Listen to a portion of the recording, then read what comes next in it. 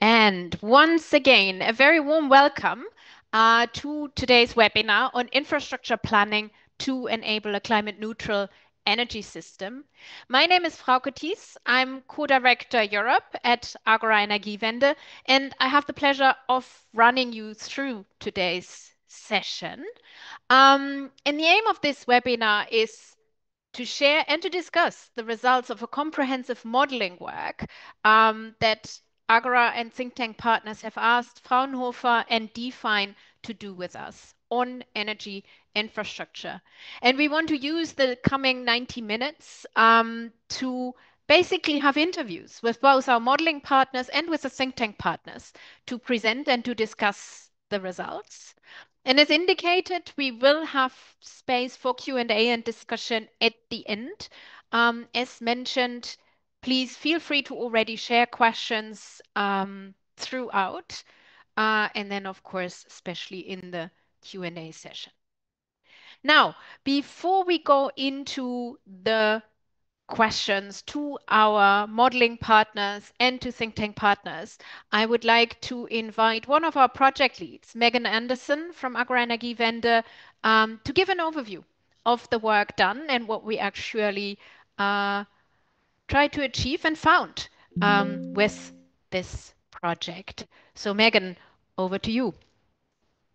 Thank you so much, Frauke. And I'll just first share my slides here. So I hope everyone can see that well. So thank you again and good afternoon to everybody. As Frauke noted, I am going to give you a short overview of our project and the recommendations that have come out of the work before we turn to our consultants and think tank partners to take a deeper dive into the analysis that we've done with them. So starting here, the impetus for this project was to test the idea that a more integrated approach to modeling and planning would yield more efficient system results and therefore system savings. To consider this question, we partnered with the consultants here today to develop an integrated modeling framework to consider several scenarios that look across Europe and across energy sectors, including transmission level electricity, fossil gas, hydrogen, and CO2. As you can see on the graph on the right-hand side of the slide, which you can take a look at in our report in a larger format, the modeling considered these dimensions in 4 scenarios, as well as some additional sensitivities and case studies, which are outlined in detail in the Fraunhofer report. What I want to point out here at a higher level, however, is that we see the project itself as a demonstration of the process that we ultimately recommend be included as part of a robust infrastructure planning governance. In keeping with the idea of using this project to test the process, we engaged in extensive discussions with other stakeholders and reviewed past studies and analyses to test our assumptions and our recommendations. I can say quite simply that this aspect of the project was incredibly useful and added a great deal to our thinking. And I want to thank everyone who might be in the audience that worked on that with us. It was very useful. In addition, the consultants have built on an open source model to ensure the transparency of our work, and importantly, to allow for the model itself to be published, which it has been today. In this way, the work we have done can be reviewed and the model can be used for additional analyses in the future. This last point is critical because at the same time that we see robust results coming from our modeling, we also recommend that such modeling be used to test even more questions to arrive at robust outcomes, not just in one set of scenarios here, but across many. So what did our modeling show? The colleagues from Fraunhofer and DeFine will go into much more detail about the results in the next part of the webinar. But in this slide, you can see the high-level finding that savings of 561 billion from 2030 to 2050 are found in our most integrated scenario, the scenario that optimized across Europe and across energy sectors, as seen in the column on the left-hand side of the graph, compared to the non-integrated scenario. Additional savings of 188 billion across the period can be added to the figure as a result of avoided backup capacity that would be needed to meet the requirements of the nationally focused scenarios, resulting in overall system savings of about 750 billion. As we seek to accelerate the energy system to one that can reach net zero, these savings are significant. not just from a monetary perspective, but also because they represent efficiencies that can facilitate the transition. So with that background, I'll now turn to our recommendations, which are really built around the inclusion of this type of modeling exercise into infrastructure planning governments. First, we recommend that top-down, integrated, independent, and transparent energy system modeling at the EU level be used to guide infrastructure planning.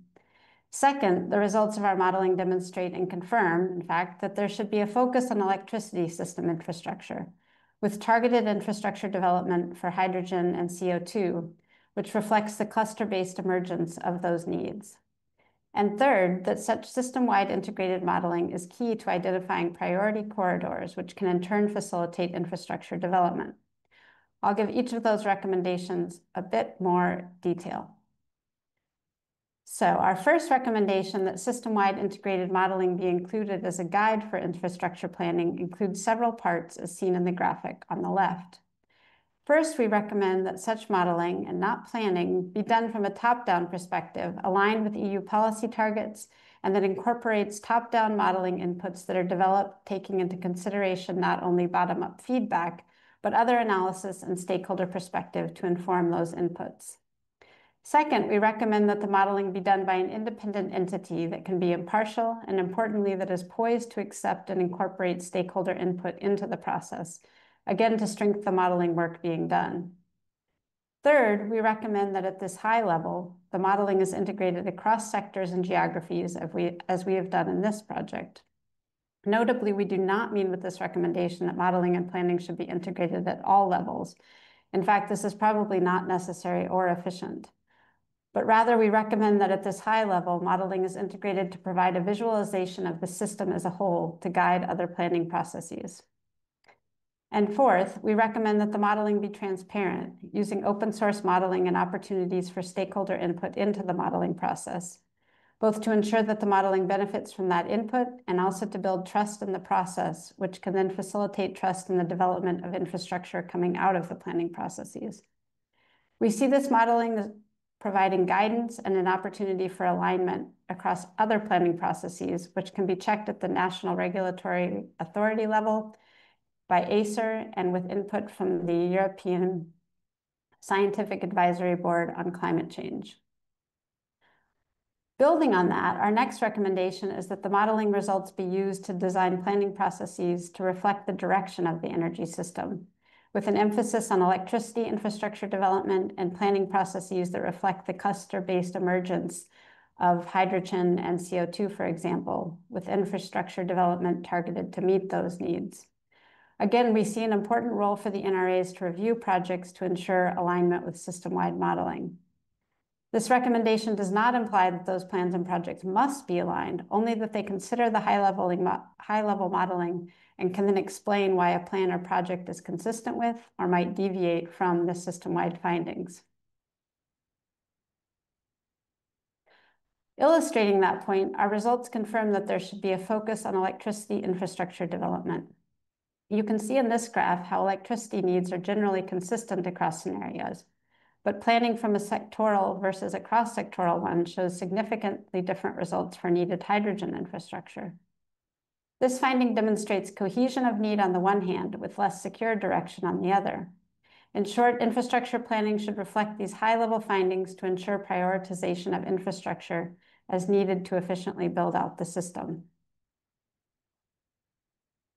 Finally, we recommend the use of the system-wide modeling outlined above to identify priority corridors to enable greater coordination and discussions around project benefits and cost allocation. As has been pointed out by others, including ACER, much more work is needed around these topics, but the system-wide modeling we recommend can add concrete analysis to those discussions. I'll now hand back the floor to Frauke and to all of our partners to discuss the modeling in more detail and from our think tank partners' national perspectives. Thanks very much for your time. Thank you very much, Megan. And as mentioned, we will have room for questions later, but I hope we will also clarify some of the questions that you might have now on this work and the results in the next hour or a bit more than that.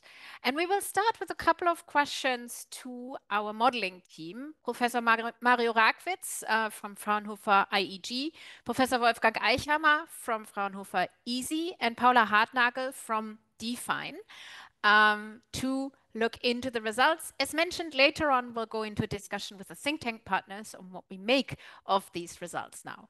But starting with the analysis, and I would like to start with you, Paula, actually, because Agora commissioned you as a project team for this project because we wanted to have a better sense of the benefits of greater integration in energy systems planning and infrastructure planning. And can you please give us an overview of how the modeling was designed to look at this question and approach the answers? And what does the modeling cover exactly? Yes, sure.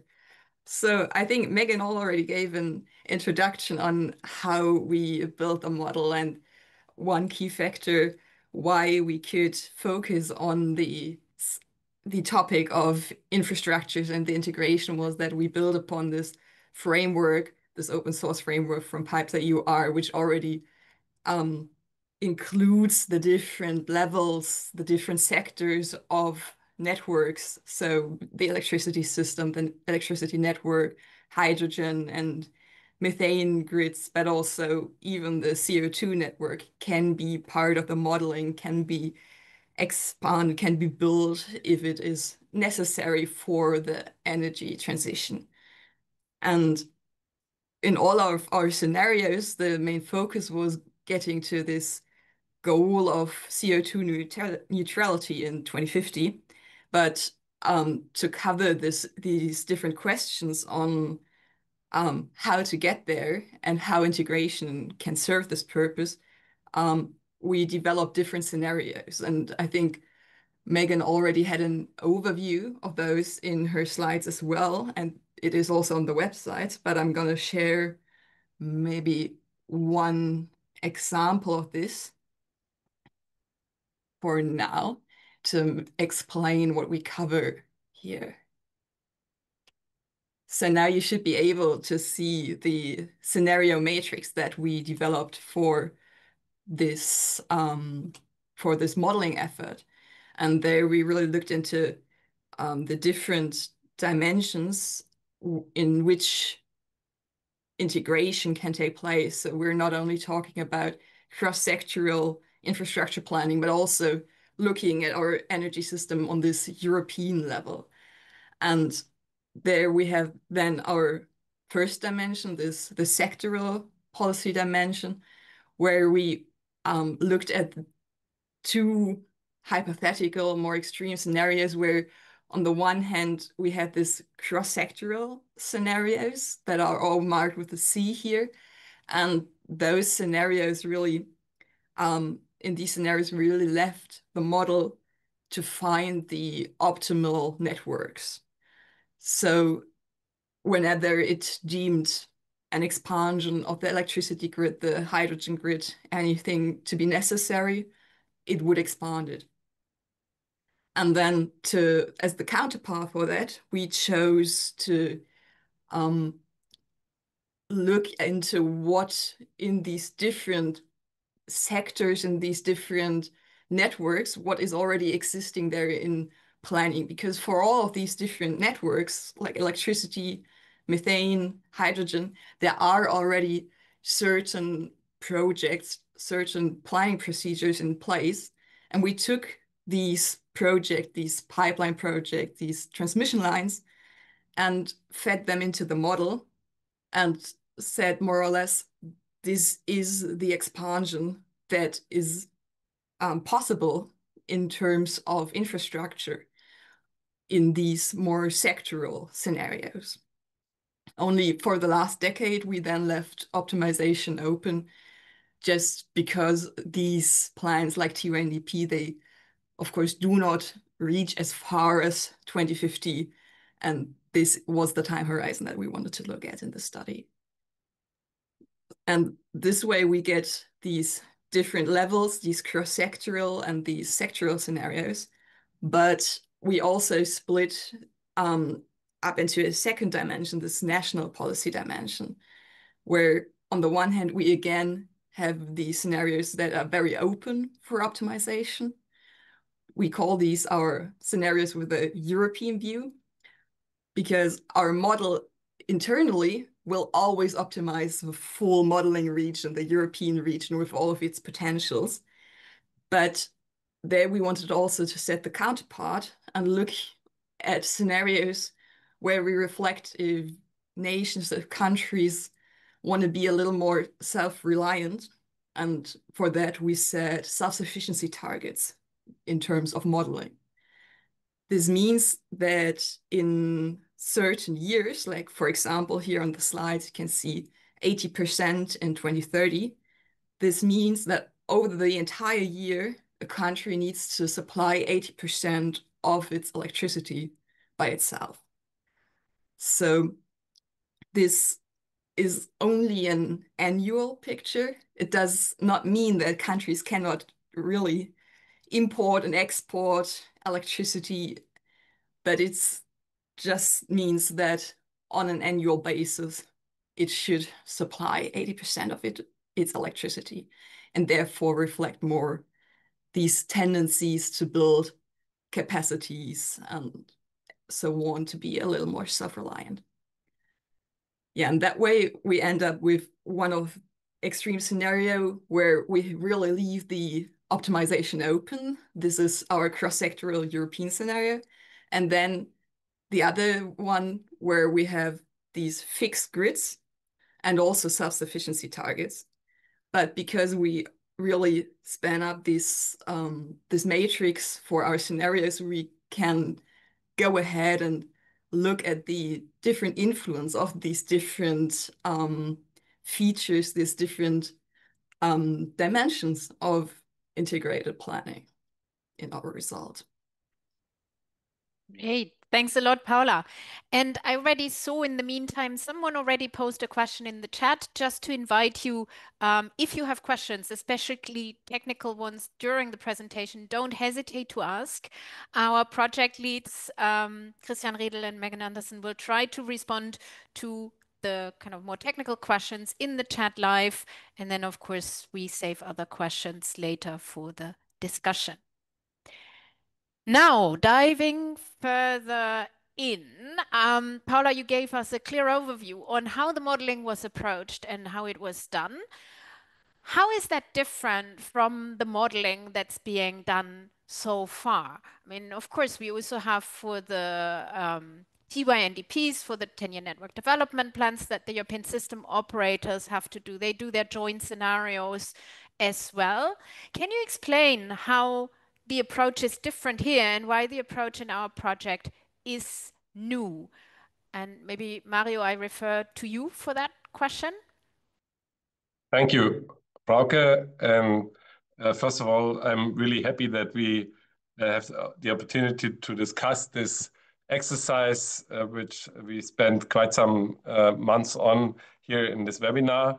And as Paula has already mentioned, we start here from the aim and ambition to plan the European infrastructure in a fully integrated manner. Thereby, we co-optimize the grids for storage, for electricity, hydrogen, natural gas, and CO2 for the entire EU, instead of linking different bottom-up planning results from a sectoral or member state level and perspective. And with this, our model that, by the way, the PIPES-A model, as was mentioned already, is able to find the optimum for a fully integrated cross-sectoral and European picture.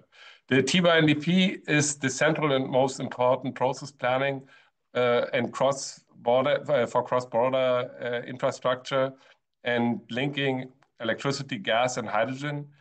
And it has to be noted that in this process of the TYNDPs, there's been a substantial improvement, and many points of critique of previous iterations have been addressed. Nonetheless, I would like to name a few that I think still leave room for improvement. First, the electricity and gas infrastructure planning is still in a way siloed. despite the joint scenario development by NSOE and NSOG, both still publish separate TBNDPs for electricity and gas based on somewhat also separate modeling exercises.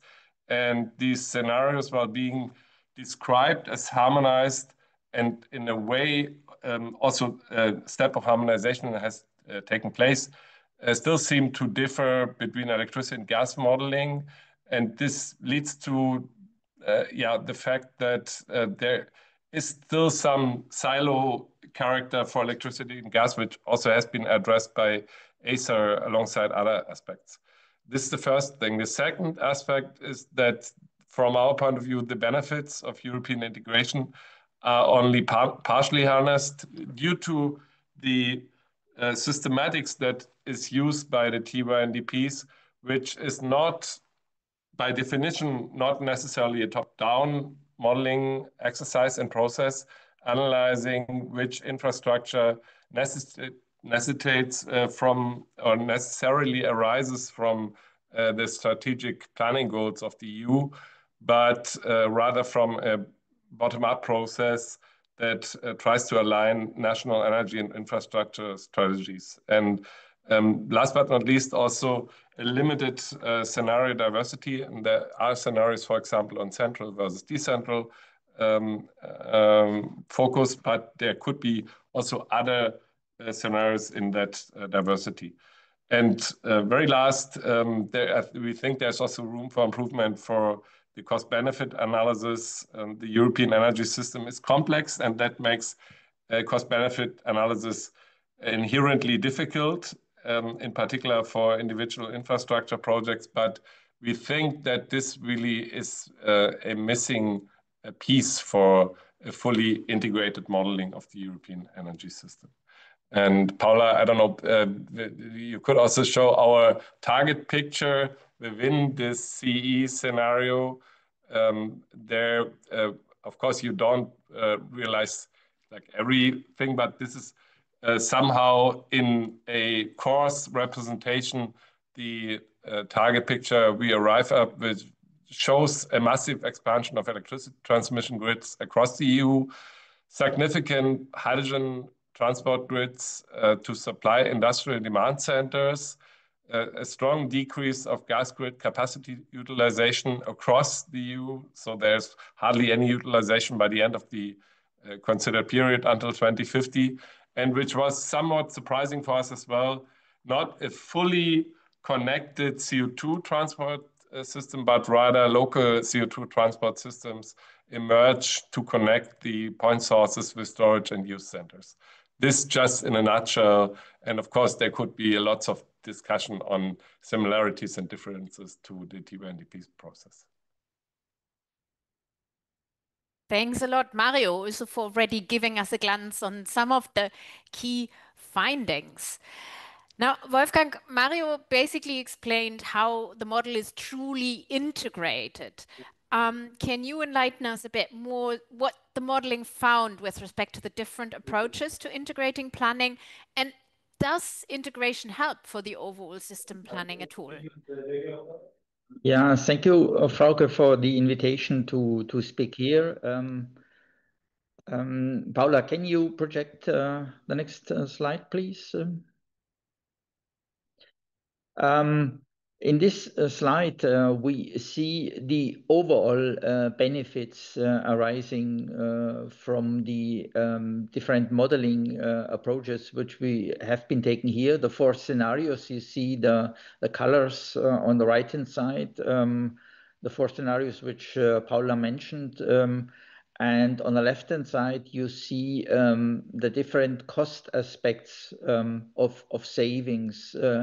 The graph is designed in such a manner that you see the savings as compared to the most integrated scenario, which is the CE scenario. So a scenario which integrates across the different sectors and also across the different countries.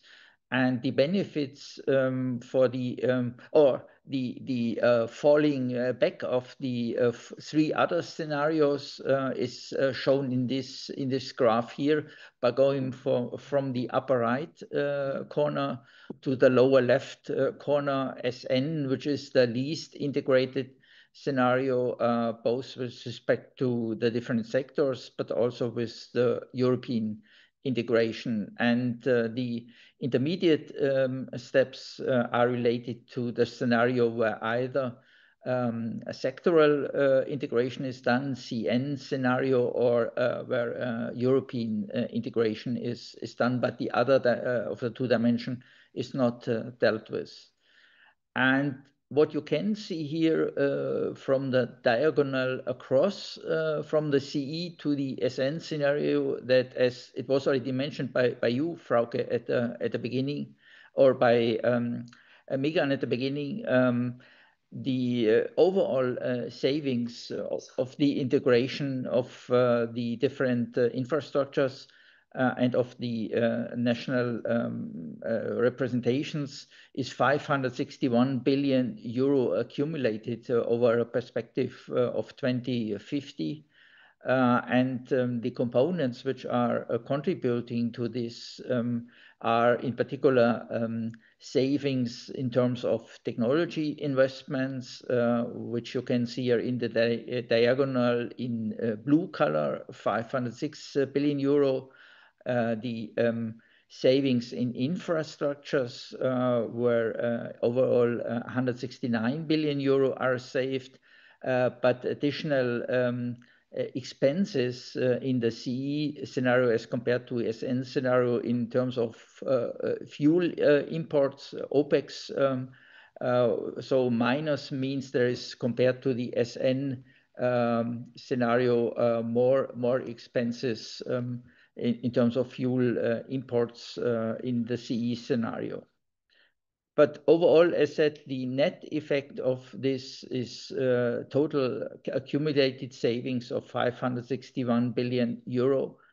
That is the diagonal where you see the overall approach, and on either path, let's say through the sectoral integration, which is the upper circle, and the European integration through the SE, which is the lower circle, you see the contributions from these different pathways of savings in the most integrated scenario.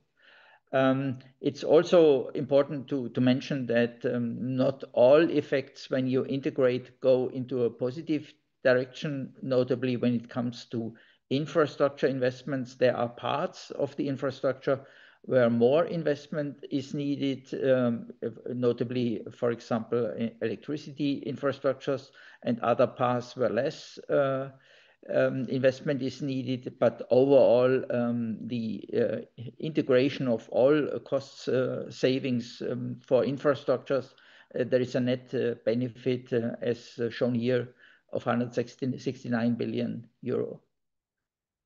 I think that's, roughly speaking, a summary of the different benefits from the integration. Thank you, Wolfgang. And to maybe dive into one area, in the scenario, there seem to be quite some differences in what we see for the hydrogen grid, an area in which, of course, there's been quite a lot of discussion in the last couple of years, how to develop hydrogen infrastructure. Can you explain why you think the different scenarios result in such a large deviation on hydrogen grids?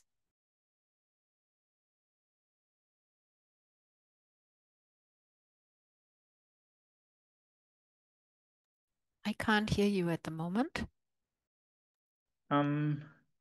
I think, Paula, you wanted to take up from here at first, or we continue immediately with the hydrogen advantage? I can maybe give a few, like an overview from the results standpoint on what differences we see in the scenarios, and then maybe Wolfgang, you can take over. Yeah. Great. Yes, please. On the reasoning.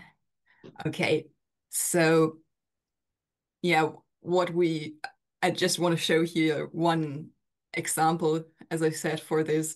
And I think some pictures always make it a little clearer. So here we show the difference of one of our integrated scenarios, actually our most integrated scenario, the CE scenario on the left. And you already see that there is a hydrogen grid that is very developed. It spans all over Europe, and you see typical corridors like the one north-south corridor, for example, through Germany or from Italy. But when we look at the comparison of what ends up in our sectoral scenarios, there we included all of, as I said before, all of these pipeline projects that are already in the planning.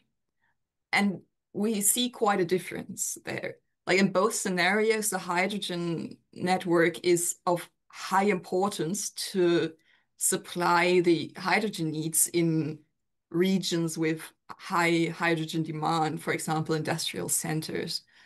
But there is this difference, for example, in the capacities and the utilization that we see between these cross-sectoral and the sectoral scenarios, which show once again this the benefits of integration in that direction. Yeah, if I may add more explanation on this. This is the consequence or the difference among the scenario when looking at how much of the hydrogen projects for infrastructures are taking up, also for technologies, are taking up in the different scenarios. And in the scenario where we had the least sectoral integration, the SN scenario, most of the hydrogen projects as they are planned now from the let's say more bottom-up type of planning, which Mario mentioned, is integrated into the or taken up into the scenario SN, while in the scenario which is more freely optimizing the CE scenario, earlier optimizing, let's say, a more limited set of hydrogen infrastructure and technology projects are taken up. And this makes this a comparatively large difference between, let's say, the CE scenario and the SE scenario, as evidenced here by the colors. But on the other hand, it's also clear that hydrogen infrastructure is clearly required. New infrastructure is clearly required for climate neutrality, and that potentially we are taking up some late time on the building of hydrogen infrastructure, which may be a problem in the next decade in particular. And it's important that despite, let's say, the fact that we have an optimized infrastructure, it is important to build it up and to build it up early enough to respond to the 2050 climate neutrality challenge. Thank you, Wolfgang. And thanks, Paula, as well, for giving us a bit more of an insight into the different outcomes in the scenarios. Maybe as a concluding question on the analysis, Mario, we in Megan's presentation, she highlighted one of our recommendations that we're making as Agora and think tank partners is that there should be top-down modeling that is done in a more iterative, more frequent manner, so that we can see where there are overlaps between the scenarios, that we can look into different sensitivities. Can you talk about how this could be done? And can you discuss a bit more how open source modeling can help with this kind of approach of rechecking and reiterating? Yeah, thanks a lot, Frauke, for that question. I think that future top-down modeling is so important because the overall co-optimization of all infrastructure types, electricity, hydrogen, CO2, natural gas, is deeply needed. And I would like to address two dimensions mainly where this is important and how it could be done. I think, firstly, it's important that it takes into account changing boundary conditions which come up from structural changes of our industry, policy priorities, and these changing boundary conditions should be taken into account in an agile manner by also being able to rerun scenarios very swiftly when major framework conditions change.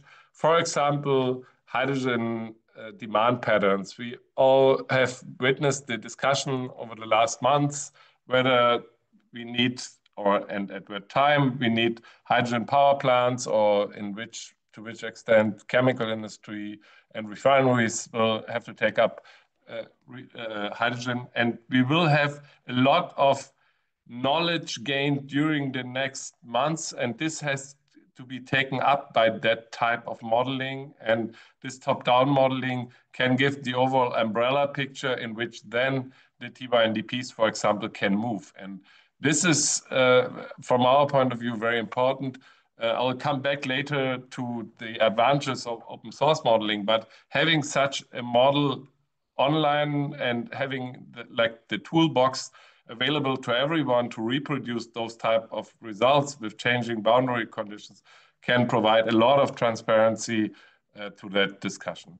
And secondly, I think that we should enter, in a way, an iterative procedure. We should not replace the TYNDPs by this exercise, but we should combine this top-down approach by such type of modeling, which we have done here with the PIPES-A model, with the bottom-up approach that is currently followed within the TYNDPs. That means that TYNDPs should be run based on the top-down target picture that has been provided by any type of actor. It's a governance question. And the top-down scenarios, on the other hand, should be informed by the TYNDPs and also rerun based on the information that the TYNDPs provide. And for that, coming to your second part of the question, what is the merit of open source modeling that could be provided here? I think this is essentially three aspects. First of all, it's reproducible, it's transparent, and it's powerful. It's reproducible, it's very clear. We published the PIPES-A model, and everyone can reproduce it based on changing primary energy prices, demand in certain sectors, et cetera. So that gives a lot of trust to the modeling and also a lot of power to include other stakeholders in the analysis and provide different perspectives to the modeling. Secondly, of course, it's transparent because everyone can follow these calculations and can also question certain assumptions and rerun based on other assumptions. And thirdly, these open source models have become extremely powerful. And the PIPES-A model that we are using is used by a broad global community. And we not only have a user community, but also a developer community. And so there are certain aspects of the PIPES-A model which include this, or which mirror this power. Like, for example, there has been the question on spatial and temporal resolution. And for example, in terms of temporal resolution, the PIPES-A model allows to have like a different temporal resolution in different times of the year, and therefore can address very dynamic periods of renewable generation or demand differently than other situations of the year, and therefore can allow, with a given computational power, to go deeper into the interesting questions of temporal and spatial dynamics. And it also allows, for example, to have different currently we use a little more than 60 nodes, and however, this spatial resolution can also be varied in certain regions, and this is what we have done also here in exercises and sensitivities for specific regions, where we then can increase the spatial resolution in certain areas which are particularly interesting for analyzing specific questions. And therefore, we have a very powerful tool which is currently developed by a broad development community globally, and therefore the development speed and the performance development is very promising, and that is the third and important argument towards such open source modeling. Thanks, Mario. What a positive note to conclude this analytical part of the discussion with. Thanks a lot, Paula, Wolfgang, and Mario, for sharing and giving us some insights into the modeling results. And I would like to now turn to our think tank partners, because of course, the results have very different implications when it comes to policy, when it comes to effects on the ground. And I would like to invite Marcin Duszilo from Forum Energii in Poland, Ines Boisida from IDDRI in France, Gabriele Cassetti from ECCO in Italy, and Nadia Maki from EPG, the Energy Policy Group in Romania, for this next part of our conversation, where we basically look into different facets, different aspects of these findings and their meanings at the national level or from the national perspective. And I would like to start with you, Marcin. One of the major goals of more efficiently developing infrastructure is that we want to ensure that costs are kept low for consumers. What is needed to steer investments towards the solutions that will benefit consumers, and I guess from your perspective in particular, that will benefit Poland in the long run? Thank you very much for this question, because it touches like the heart of the problem in Poland. So the change is inevitable in Poland. Our electricity system is built on coal, and still, depending on month, 50–60% of our electricity generation mix comes from coal, mostly hard coal, lignite also. And like the big chunk of the units that we stand upon were designed in 1960s and built in 1970s. They were designed for 200,000 hours of work. They right now have surpassed 300,000 hours, and a lot of gigawatts will have to be shut down in hard coal by 2030, 32, something like this. With lignite, on the other hand, is we are running out of lignite as a fuel. It just is nearing the end. So the change will be there. And the question right now is how to do it optimally. And by optimally, I mean from the energy security point of view, having ticked all the boxes within the energy security point of view, how to do it in the cheapest way. And we are right now having one of the the highest costs of electricity in the world, actually. This cost is very important when we try to say about competitiveness, both of industry, but also as a cost of living for individual households. And we are on the verge of creating a couple of big new systems. So one, electricity, as I already said, it has to be like refueled with new capacity, because the one we have is running out. And in fact, Poland right now consumes around 170 terawatt hours of electricity, and it is projected that in 2050 it will be around 400 terawatt hours. So like vast build out of both capacity and transmission lines is just needed for this electrification to happen, and electrification is important to lower the dependence of imported energy that Poland is more and more dependent on. The second sector that will have to be built from the scratch is CO2 sequestration and transport. So according to the outcomes of the model, around 70 million tons of CO2 will have to be sequestered in 2050. Right now, it's around 0 in Poland. So there's a big system that will have to be built.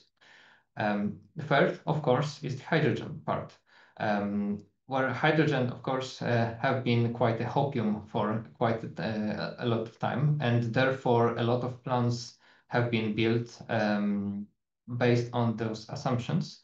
But what we see from the outcomes of the model, how to do it in the cheapest way, we see that the interconnectors can be 3 times, 3 times less interconnectivity when it comes to hydrogen infrastructure. The whole hydrogen grid can be 4 times lower than the plans right now, show and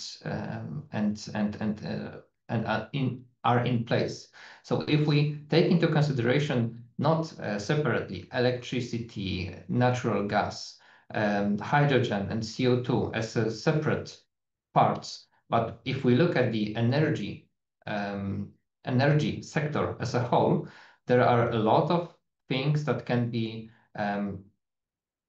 created and can be optimized in a synergy. We don't really have to have in all of the places access to hydrogen pipes. Maybe the same, let's say, energy service can be done in a different way by a different sector, by electricity. And this is the outcome for all of the countries, but for Poland also, that electrification and electricity sector is the one that has to be built everywhere and will have to expand vastly, while at the same time limiting the importance of hydrogen sector, the natural gas sector, for and keeping those infrastructures for only those places. Then it is a must to have it, not as an optional thing. And if we think in such a way and try to find those synergies and find those places where we can optimize just to make it the same outcome as an energy service, but in the cheapest way, it is possible to save 15 to 20 billion euros from now to 2050. So this is, of course, it's not like we can save 30%, but it is still, if we are facing challenges with energy prices, then all of the tools to lower those energy prices in the future are needed. And integrated planning for infrastructures or integrated at least modeling of those different sectors that are right now planned absolutely separate from each other can have the same outcome from the energy service point of view, but in a cheaper way. So this is like the current struggle for Poland, how to build a couple of new sectors, part of them from scratch, part of them have to be rebuilt, in a big chunk of it has to be rebuilt, and how to do it in an optimal way. And this model sheds some light on it, and the integrated modeling we can benefit by saving, as I said, 15 to 20 billion euro. Thank you much. And a clear call for basically, well, systematic modeling and planning, but also prioritization here. And maybe staying on the theme of costs and prices. I would like to turn to you, Ines, from the French perspective. There has been significant investment in interconnectors in France in the last decade, but now basically France is becoming more cautious when it comes to new projects, especially those that are not eligible for European funding. Can you talk about changes that would be needed to address this concern, basically, and to make sure that member states are sufficiently incentivized to invest in the infrastructure that co-optimizes the European system as a whole, with an overall benefit for everyone, but maybe not the same kind of on-the-ground benefits exactly everywhere? Thank you. Hello, everyone. Thank you, Frauke, for your question. I think this project shows very interesting things, and one very interesting finding is it gives substance to the intuition that we're entering a new paradigm for energy infrastructure planning. And if we are having more variable renewables, a more integrated electricity market, we're going to have needs to interconnect more, but also benefits are going to be felt and have more contradictions, but it's going to encompass wider regions. And so the usual mechanisms, cost and benefit sharing, it's going to be a bit less clear than it used to be. And I think France is an interesting example for this topic. France is a transit country for electricity. It's because of geographical reasons, also because it has quite a highly developed electricity grid. And it has invested a lot in interconnections in the past decade. And now it's going to reach about 10 gigawatts of export capacity and import capacity in the next few years. So some more interconnections are still underway. And there has been there was quite some political willingness to expand interconnections until recently, because more recently with the TSO, the system operator for the grid, for the transmission grid, analyzed how the grid was supposed to develop in the next few years, and they came up with an investment plan of about 100 billion euros for the next 15 years, which is quite considerable, but also within the range of other estimates. And what they say is in this 100 billion euro plan, they have a tiny bit dedicated to interconnections, because if you would want to expand interconnections more, then you would need to strengthen the network also internally, so in other zones than just the cross-border area, especially in the case of France on the axis from the southwest to the northeast. So to basically transport electrons from the Spanish border to the German border, the German and Benelux border. And what the TSO is telling us is that in the current cost-sharing mechanisms, we don't have any provisions to help with these situations. We do have ways to calculate who are the winners, who are the losers, but they're quite complex, and it's really hard to also show other reinforcements that are needed, beyond just the interconnection part. And so what France is saying is, I don't mind doing interconnections and remaining a transit country, but I don't see how my consumers would pay for an interconnection that is mostly beneficial to others.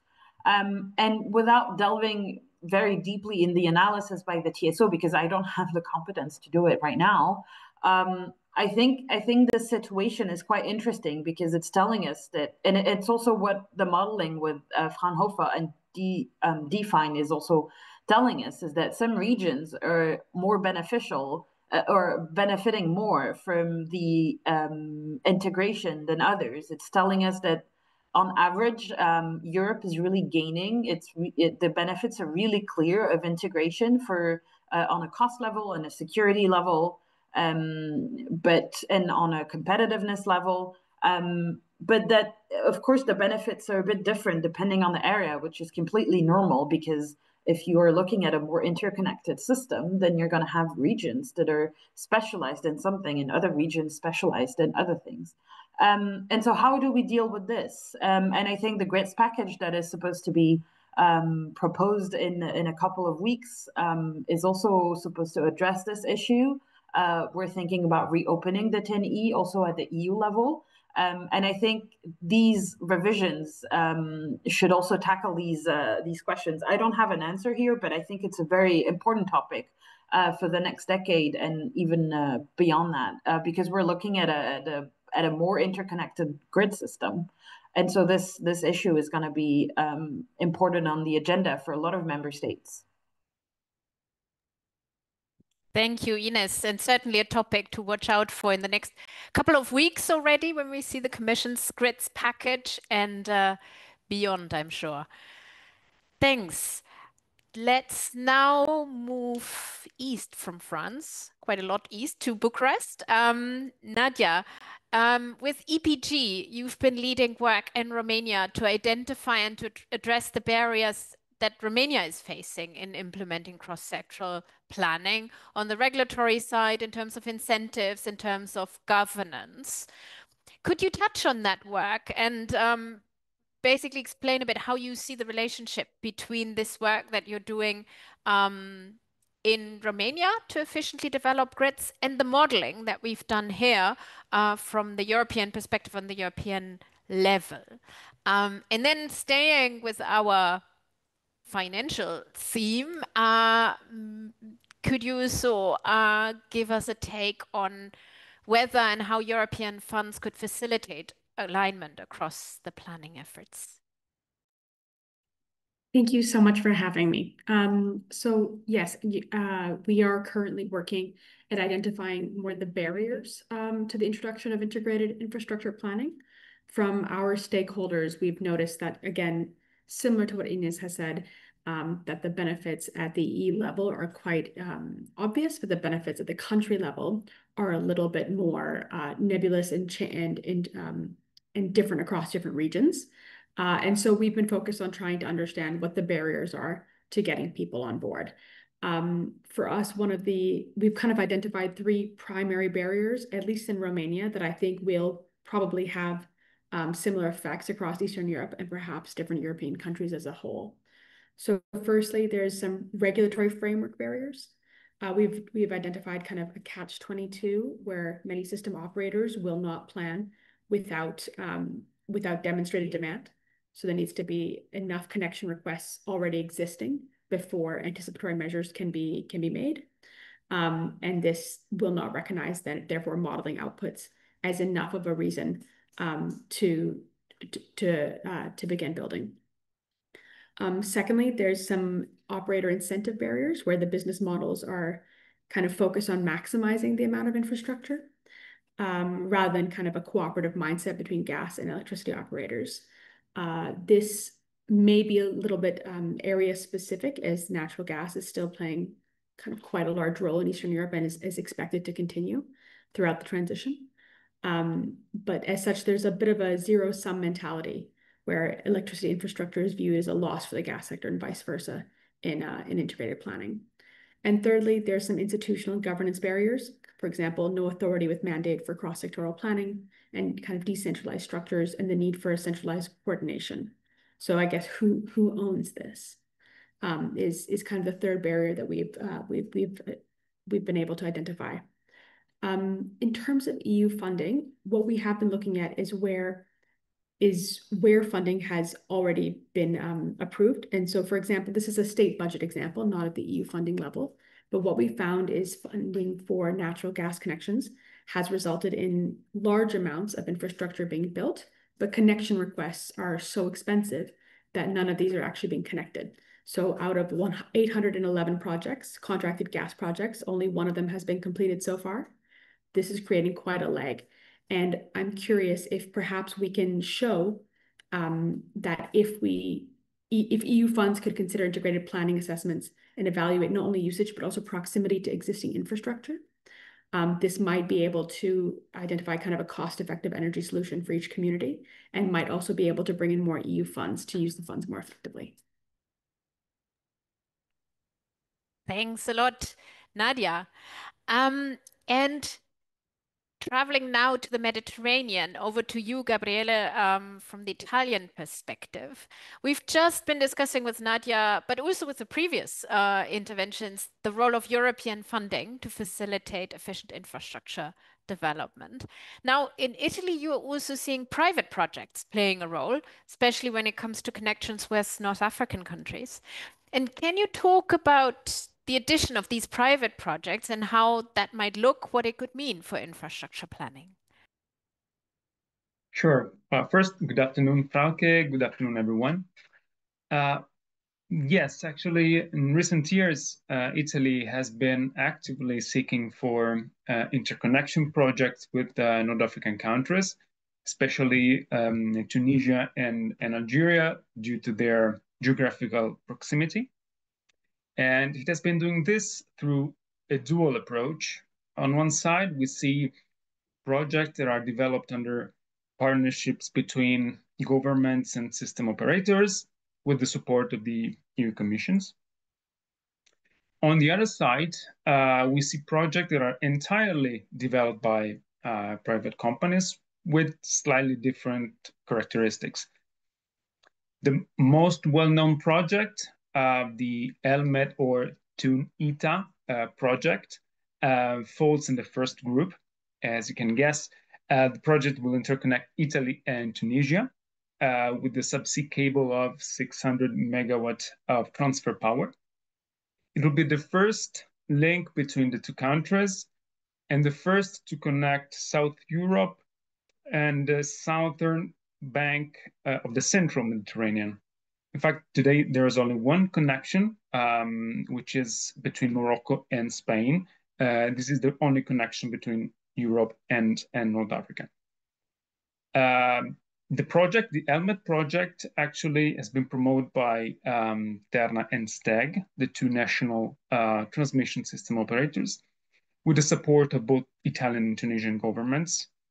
It has been endorsed by the European Commission of PCI flag, so project of common interest, and as project of mutual interest, receiving around 300 million euros from the Connecting Europe facility, out of an expected investment of 850 million euros. This interconnection is considered highly strategic for both countries, and it is expected to be operational by 2030. According to the TSOs, this project will have multiple benefits. It will reduce price difference between the countries, electricity price difference between the countries, and help lower risk curtailment, especially in Sicily, because here we have high renewable capacity, and this capacity positions this part of Italy as a net exporter of cheap electricity compared to the more expensive electricity that is produced in Tunisia. Here, actually, the marginal price is higher. It's about 55 euros per megawatt hour, which is more or less 25% more than in Italy. And this because the country, Tunisia, is heavily reliant on fossil fuels and has limited renewable capacity. And regarding this, actually, the interconnection is expected to avoid the construction of some gas power plant in the country, in Tunisia, and this is a very positive impact. The connection will also enhance system flexibility and stability and alleviate grid congestion, so supporting the challenges for related to supply security. This was one type of project. The other project that I would like to mention is the MedLink project. This project falls in the second group I mentioned before at the beginning. Indeed, it is promoted by private investors and aims to develop 10 gigawatts of renewable energy in Algeria and Tunisia, and connecting them with the subsea cable of 4 gigawatts, so much higher than the other project, to connect these two countries with the northern part of Italy, which we have higher electricity demand. This project so far is much more ambitious and definitely more export-oriented than the ELMET project, but somehow it is more in line with the expectation one might have when thinking about interconnecting Europe with North Africa, due to the high renewable potential in this region. However, today reality suggests something different, that installing renewables in Europe is much easier than in North Africa for a series of barriers, technical and financial barriers that I do not have time to describe now. All these projects, however, can be viewed as a part of a broader vision for a Mediterranean power system that extends beyond Italy, from Spain to the South Mediterranean, to the Eastern Mediterranean, to the Balkans. And I will conclude by saying that 1 week ago, more or less, MED-TSO, the regional platform that includes all the TSOs from the Mediterranean region, as the title says, published a master plan they developed together with ENSOE. They analyzed 10 interconnections, including the ELMED project, involving 16 countries and for about 8 gigawatts of transfer capacity. These projects, all expected to be completed by or around 2030, would expand the benefits that I mentioned before for the ELMED project, so lower electricity prices, reduce risk curtailment, as well as improved grid flexibility and stability, will contribute significantly to the energy planning process of the entire region, so Europe and the rest of the Mediterranean countries. Thanks a lot, Gabriele. And indeed, I mean, we planned Europe, but the perspective can go so much wider. Thanks a lot. Before we come to the Q&As, and I've seen that lots of interesting questions have already come in, I would like to close this interview session with the think tank partner rounds with a final question to all of you. And that is, of course, when you start modeling and analyzing, you usually discover a lot more questions than, or maybe not more than answers, but at least you do discover a lot of new questions. And I would like to ask you each to point at one element of one new question that you see this type of modeling raising that we should explore more. And maybe here we start with the reverse order. So Gabriela, I would hand right back to you, and then we go through with Nadia, Ines, and Martin. Sure.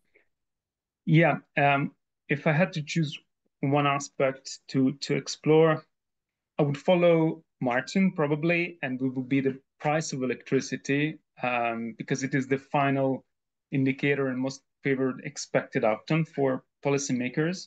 So if the modeling exercise is able to replicate the current price of electricity and show transparently in what scenarios this can be reduced, considering, of course, the emission limits, then it achieves the goal of indicating what policies, what infrastructures, what priorities are needed to achieve, to address actually this core challenge of energy transition, and just in Europe, but at the global level. Thanks, Gabriele. I can already sense our research partners itching to respond on how this would look exactly, but we will keep that for later and after. Nadia, over to you. I think that the model assigns, energy production across countries without explicitly addressing the political and equity dimensions of these decisions. And this can create kind of a fairness question for countries that have yet to exploit their fossil fuels, and they may have little incentive to cooperate. Future modeling perhaps could explore how to designate areas of regional competitive advantage that help balance wealth disparities across Europe, ensuring that all countries can reach their economic potential regardless of their role in the energy system. This might be a little bit out there, but it'd be a question I'd be curious to explore. Definitely. Thank you, Nadia. Ines. Good question. I think I would join Nadia on this and try to explore, maybe now the modeling is kind of not done, because you can always do more modeling, right? But to complete the modeling, I think it would be interesting to see what are the political trade-offs that we're looking at regarding infrastructure. Who's going to lose from what, and who's going to win, and how do we deal with this? And I don't think researchers are necessarily the ones to make these decisions. It's more political leadership, because those are political decisions. So how do we allocate the costs? And I think that also echoes the point I was raising earlier on the case of France, with France saying more or less legitimately, I mean, some people argue that it's not really the case, but arguing that it can be a transit country, but that there would need to be some financial counterparts for this, because it's not free. I think it raises an interesting issue. So that's one part. There's also the part of who's paying for these new infrastructure. Regarding, you know, estimates, I think there's a lot of estimates out there of the cost that new grid investments would require. And we know that some of it can be covered or recovered through consumers with the usual mechanisms. But it might be, depending on the countries, depending also on how electrification is rolled out, there could be situations where usual cost recovery mechanisms aren't sufficient. So how do we deal with this? Who's paying for that? What kind of consumer group is paying for the infrastructure?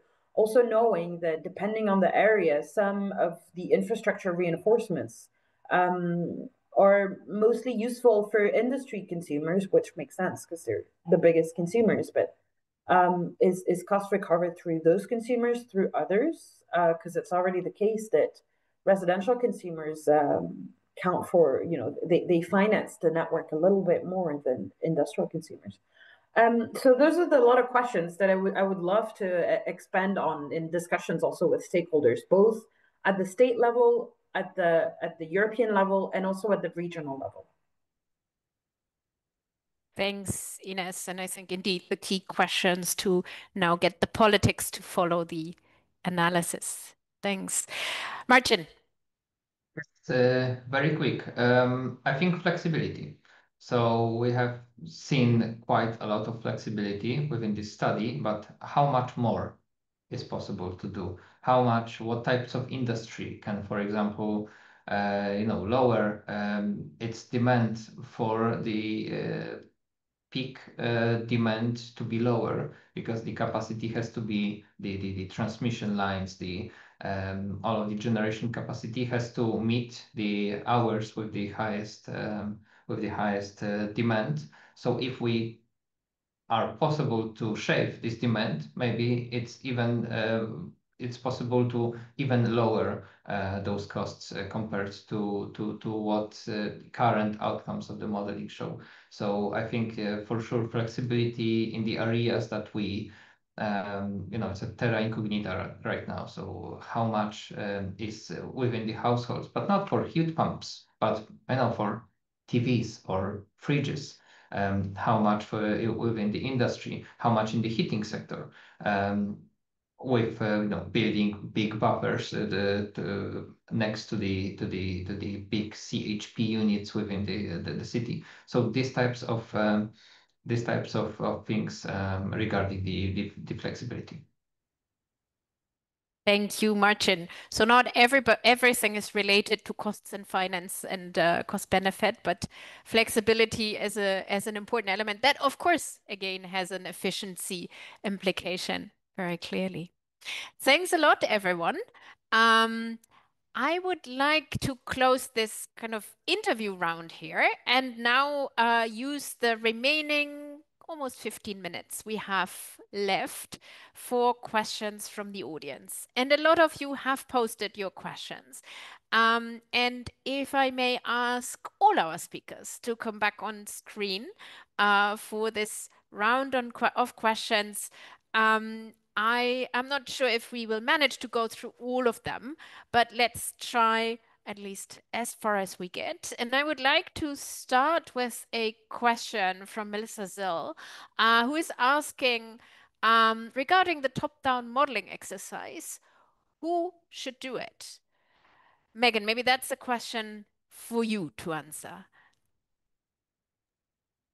Yes, thanks, Frauke, and thanks for the question, Melissa. This is one that we've spent a lot of time discussing both ourselves and with stakeholders, because I think it's very much a question on the minds of those who've been talking about this idea of some more independent type of modeling. We go through several options in our paper, but the first would be having this land with the European Commission itself, that they've done this type of work before and have a lot of backing behind that. Also, familiarity with accepting stakeholder input, which is important, as we laid out, I hope, clearly. Another similar idea would be at the JRC, also a lot of experience with this type of work and an independent arm of the Commission. ACER is another option, although from our discussions, it seems like maybe that would be trickier just in their role as also combining the regulatory aspect. Maybe that is best kept separate in that regard, but it could be another workable area. Or there's been talk of how do we create something new? And I think here there's a balance between creating something new and the time that would take, and also wanting to make sure that we have a truly independent entity. That would be the advantage on that side. So some ideas there, some sort of offshoot of the existing ENTSO-E, or an entirely new independent entity that would be somewhat of an energy agency that could be a place for data collection and information and modeling, et cetera. Or there's also been discussion of should there be the creation of some sort of ISO across Europe, or maybe better at the national level. So lots of options out there, I think, and we tried to present them in our paper, but I wouldn't say we've arrived on one yet, but hope that maybe the Commission is thinking this through as part of the grids package. Thank you, Megan. Then a more technical question from Georg Thomassen. How come is it that operational and fuel costs are higher in the CE scenario than in the other cases? Someone's paid good attention. I don't know, is that one for you, Paula or Wolfgang? I can gladly answer that question. Yeah. So, yeah, you paid very detailed attention there.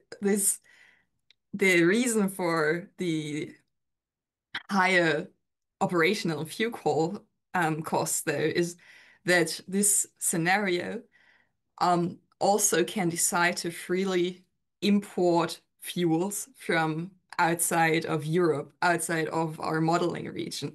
And this is specifically important in this case for hydrogen, because in our other scenarios, especially those national scenarios, we set the restrictions that countries also have to supply a certain amount of their hydrogen demand from their national production. And this means, of course, that less hydrogen is then imported from regions outside of Europe. And there we see this reduction then in the non-European hydrogen imports, and thus also these savings in fuel costs there in the non-integrated scenarios. But of course, this has to be compensated in other areas, because this hydrogen has then to be produced locally. Thanks, Paula. A good example that shows how much the different constraints that we put in the different scenarios also mean in terms of implications. And I think it underlines once again the importance of having both a transparent approach and different iteration to find these elements and explore them and see what tweaking the parameters does to the results and the commonalities. Then we have another question from an anonymous participant. How does this study align or find synergies with the EU reference scenario? Maybe that's one for you, Mario? Or Wolfgang, I don't know. Yeah, maybe I can take up. Wolfgang starts and I'll add. Yeah, you will add. Yeah, I mean the reference as this published is old now. Let's say, I mean it's from 2020, but between that moment in time and today, a lot has changed. So we have been looking which, especially with respect to demand side, are most suitable scenarios that we can take up and which are more recent, let's say. For sure, if, for example, a new reference scenario would come up, it's worthwhile to consider in detail. But as I said, 5 years is quite a long time, and that's the reason why we did not, take this up more in detail. Mario, something to add on your side? Yes, and most of the demand data for key sectors like the industry sector and electricity, etc., have been used by the well-known forecast model, and the forecast model that is run by Fraunhofer ISI is typically also well adjusted to the overall reference scenario framework. But as Wolfgang said, since this is old, we could not really adjust it in detail, but it is somehow indirectly taking into account also the reference scenario, but with updated with more recent figures. Thank you. And looking at the clock, I believe we have time for one more question before we come to the conclusions. And I would like to pick up another one from Georg Thomassen about, basically he's asking, how different are the results with regard to end consumer appliances? Does the share of heat pumps, for example, in residential heating differ? Who wants to take that? Paula? Yeah, I would try to answer that question. I think there is no straightforward answer to that, because overall our model is very not very regionally refined. So of course, as we're looking at all over Europe, a lot of things are clustered. So I think in a lot of cases we do not look at specific end user appliances.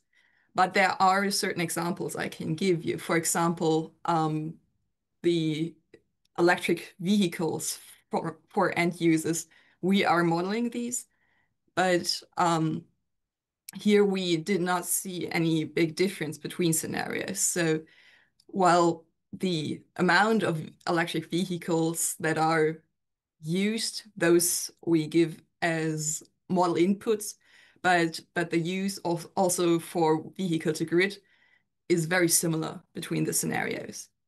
And in the heating sector, one thing we observed is that the appliances in the decentral heating are really similar, but there are some differences in central heating. So there we, in some scenarios, see a little more heat pumps, but also other, for example, CHPs in the European scenarios. And I think the reason why we most of the time see the differences between scenarios, for example, in this heating sector, first in the central and then really for the decentral consumers, is that the model will always try to tweak everything that is the cheapest. So if there is need, for example, for a little more electrification in the heating sector, it will first try to adapt this in the central heating sector, because this is more cost efficient than in the decentral heating sector. Maybe just one comment to add on that. We also run a sensitivity with more flexibility and less flexibility.